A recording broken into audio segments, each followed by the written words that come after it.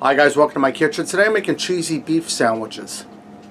Alright guys, I'm starting out on my skillet. I have a pound and a half of ground beef that I have half fried. Now I'm going to add in 1 onion and 1 green bell pepper I diced up fine. And I'm going to allow that to cook in there with the ground beef. And when this ground beef is browned up and my vegetables are translucent, I'm going to have to drain off the excess grease because this isn't lean ground beef.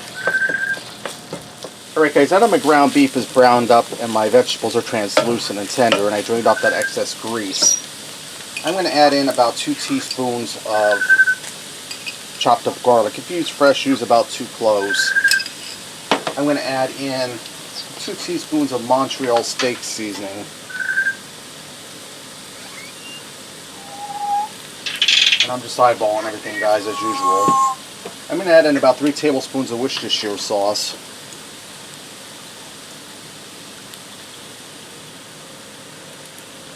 And if I went over a little bit, that's fine. I'm going to add in about a teaspoon of salt, and this is optional depending on your personal preferences and your personal needs. I'm going to add in a little bit of pepper, about a half a teaspoon of pepper.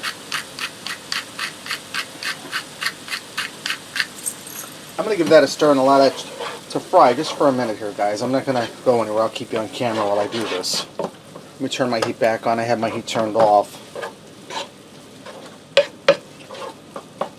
Guys, that's smelling really good. Okay, now I'm going to add in a 10.5 ounce can of cream of mushroom soup. That came out pretty clean there, guys. I'm going to give this a stir to get everything blended. Now what I'm going to do is I'm going to turn my heat down to medium-low, and I'm going to allow this to cook for about 5 minutes to warm that soup through and blend all the flavors. Alright guys, now that my 5 minutes is up, I'm going to turn my heat off and I'm going to add in some cheddar cheese. I'm just using shredded cheddar cheese, pre-shredded. And I'm going to add in about 1.5 cups to 2 cups.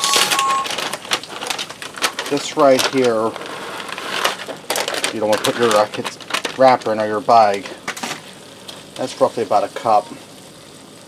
And this is a good time to use up leftover bags of cheese you have laying around in the fridge. I don't know if your family's like mine, you just can't open one bag and use that first. You have to open up 20 bags at one time. I'm going to get a little more in there. If I can figure out how to open it, it's just child safe. Okay, that's looking good. That's about 1.5 cups, guys. I'm going to stir this in. My heat's off, and we're going to go ahead and serve these up immediately. I also made some tater tots to go with this. Now let me get in here and give this a try, guys. And this is cheesy.